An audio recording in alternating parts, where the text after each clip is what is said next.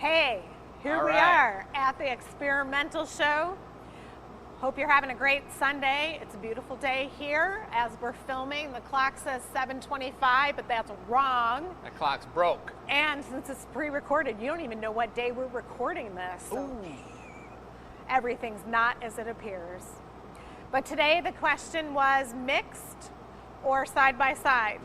So we do some of our color patterns, we test everything, and we're going to show you how we come up with color patterns and if we like them mixed or side by side. So come this way. Come hither. So when we're mixing color too, we're talking about frit per se. I mean, there's a million different ways we can put color together. There is, but this is our display for today. This is what we're talking about. So considering it was Mardi Gras coming up or soon or whatever, we did green and purple. When was the last time you guys did some crayon work? So I grabbed green and purple, and if I go like this, it gives you an idea of side by side, right? Easy. We prefer side by side for our glasses because the color is going to show up really nice. If I do a mix and go like this,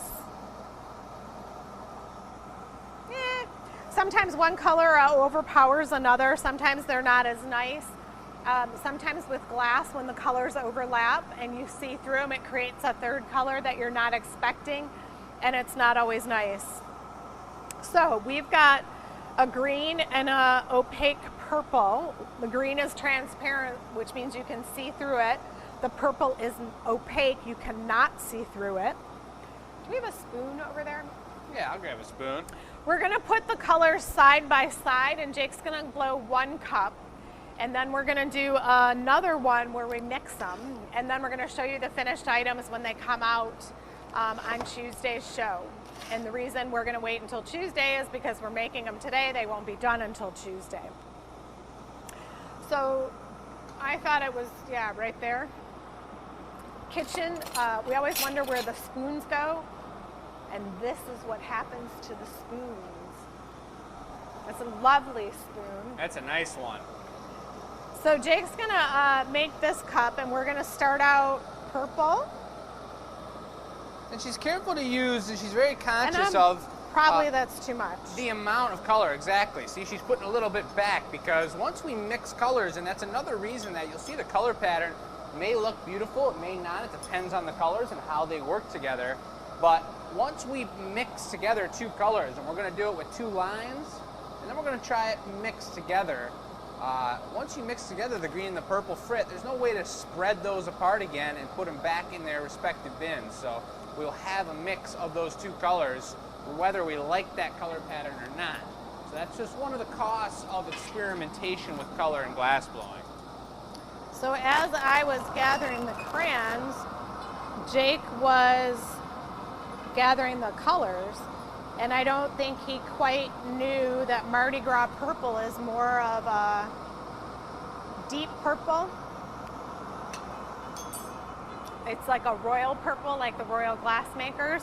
So this isn't really the purple, but we're gonna roll with it and see what we come up with. So we're gonna make two kind of small, these could be double shot glasses, these could be tasting mead glasses, but the idea is not about the glass at this point, it's about how this color is going to look on these two pieces. So even lining it up right there? It's kind of tough. Yeah, right? He has a little bit of time to get them just right. There's also no color on the bottom at this point either. These are just for the two sides, and then we'll see if we want to leave the bottom clear. Is likely what we're going to do in this experimentation Oh, piece. You're going for a double layer. Two schmacks, a little extra density. And now we're going to blow it out. No texture. We spoke about this beforehand. We wanted to leave it as smooth as possible because we're going to be focusing on the color on these pieces. Here comes the bub. Ooh, I was working out yesterday, just started boxing again, and my abs felt that one. All right, I'll take a bench blow. That's why I had this here chair there.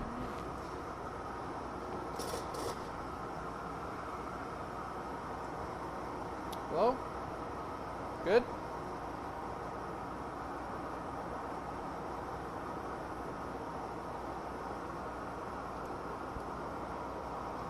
Hello? Good? So if Mardi Gras colors are green, purple, and gold, maybe champagne in this cup would be perfect. It would be perfect. I agree. Because that clear on the bottom, it would give you that third color. Or apple juice, that would do the same thing. Apple juice. Sparkling apple juice. It's like a paddle on this one. A paddle? Yeah. This bench doesn't have a paddle. I'm shaping it up a little bit more. I'll do one more heat and we'll do it. But you see how the purple is much further up the top on the top. The green is taken over the whole body. That's just kind of how it was lined up, and that's working with color pattern and how it goes down. If we wanted a perfect line in the middle, we may have done that a little bit different, but having two lines on the marble is going to be a beautiful example of the contrast of two even lines and then mixing all those colors up together.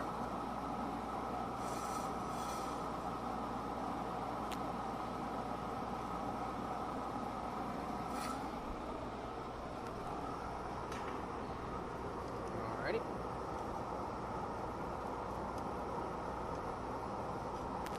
Nice. Crispy clean. No, not Krispy Kreme. I don't want any Krispy Kreme. I love Krispy Kreme. Do you? I have never had one. Never? Never. I don't like donuts. They're tasty. So that bottom's got some thickness to it. It's kind of cool, and that's me being technical about the glass we're making. This is about the color pattern. But once we've got this bottom cleaned up and nice, which we do, we're gonna go for the punny. We're gonna flip it around, and I'm gonna try and save as much of that purple as possible on top. You can see when you do this style glass that everyone is exactly its own pattern.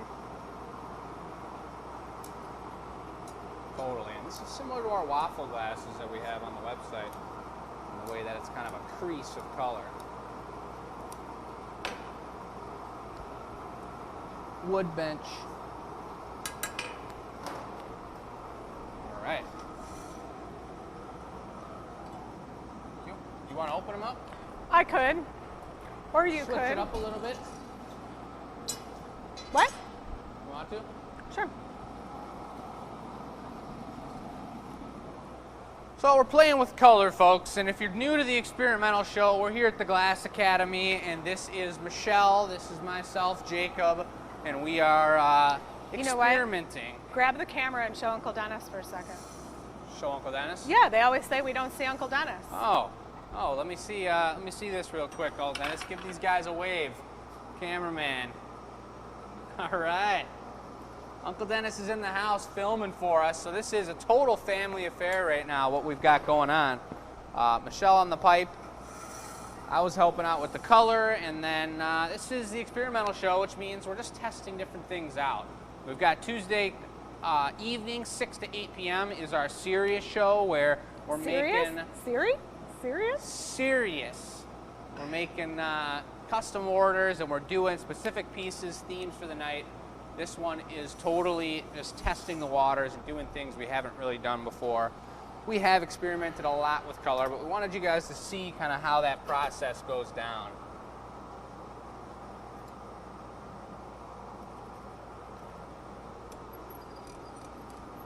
This is feeling more like a shot glass.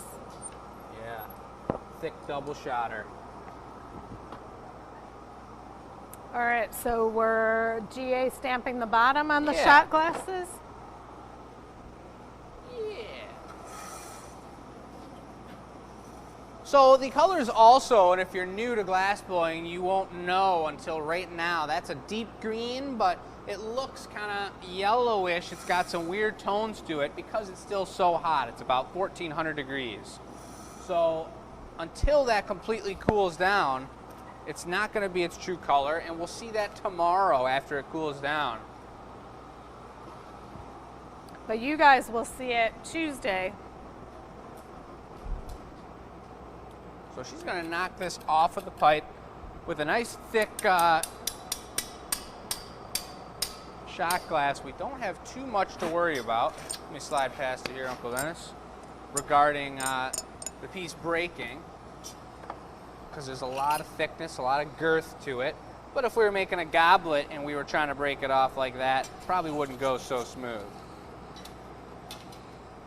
I'm going to torch the bottom. I got our GA stamp right here, ready to let everyone know where it was created. Whoosh.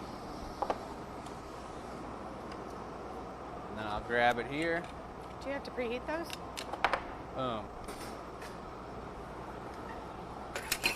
Into the 1,000-degree box. That's going to sit nice and cozy in there. It's going to hold at 1,000 degrees, and then we're going to turn it down overnight. Tomorrow, we'll open it up early in the morning and see all the slugs we've made earlier today, and we're going to see all the color samples we made just now. All right, come on over here, and we'll... Oh! So in our classes, we pick color themes as well. And so Jake will probably use most of this, but what he doesn't use will go in our class mixes, because color is expensive. That's one of the higher costs of glass making. And so we don't want to waste any color. Yeah, and the reality is we're pretty curated about what we use for our class colors, so at this point we can't really put a purple and green mix into the color mix because we really want to have a specific style, and we do rotate those styles out depending on the type of class that we're working with. So that's why I was saying, and that's why Michelle did touch on, that I'm probably going to use most of this, and if we're trying to make a point here based on mixed color, even more reason to try and use as much as possible. I'll take a heat here, and then we'll get the rest of that on there. It's going to be a pretty cool set. This is the experimental set of glassware. Oh, used it all. There it goes. Got to think about shaping the glass while you're putting color on it. It's a different scenario in shaping the glass when you're picking up color on the Marver than when you're going into the frit trays, because the shape and the control of the glass is just completely different based on where you're landing.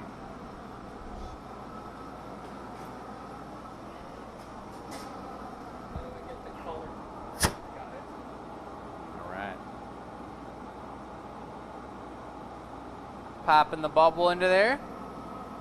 You may be able to already see on the camera we got that spotty kind of multicolored look going on instead of those even lines of color.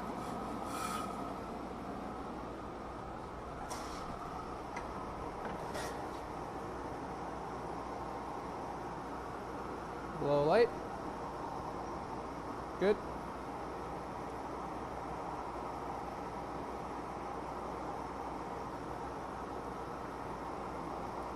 Low light. Good. Low light. Sweet. All right. So a pretty different look and texture than the last time, and the colors don't mix together. It's not like there's some sort of like cake icing. They sit side by side with each other, and sometimes they'll have chemical reactions too. These particular colors I don't believe do, so we're going to see spots of purple, we're going to see spots of green for sure.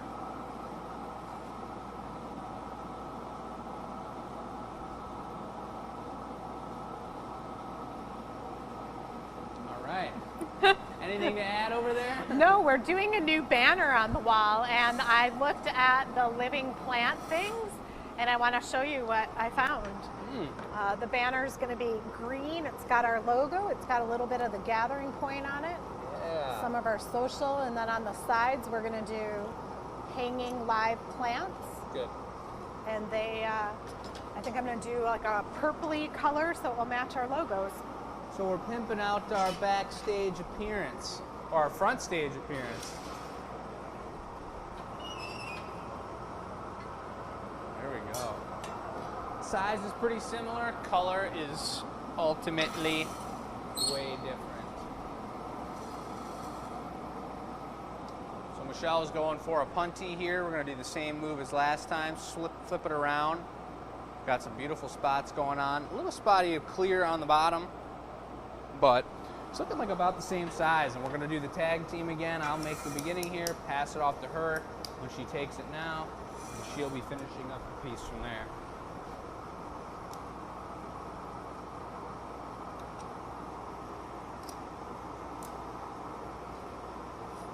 A little bit agua.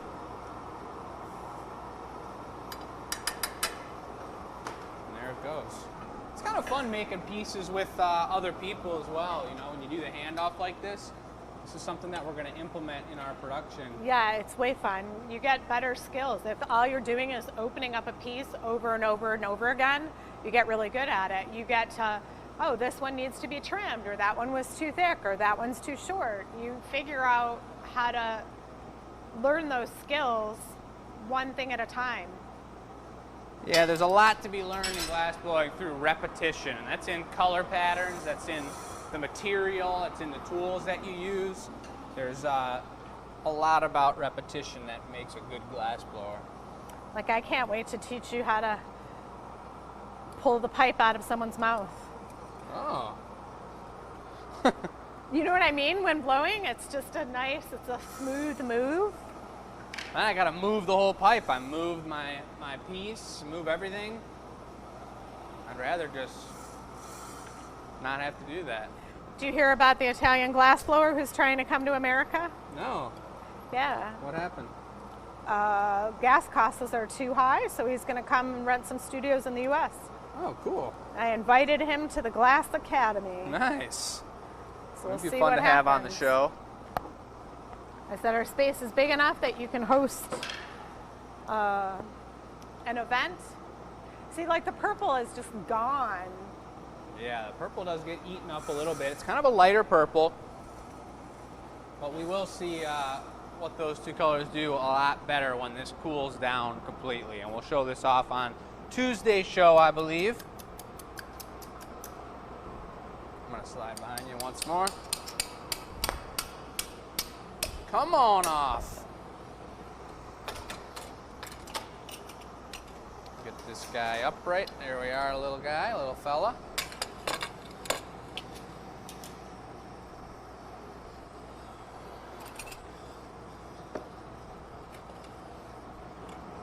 Little torchy.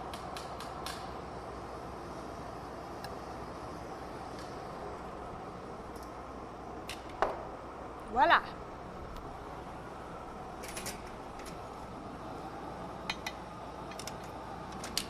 Pretty cute little set. Pretty cool. So that's something that, it's a color example. It's us figuring out color and talking about experimenting with color.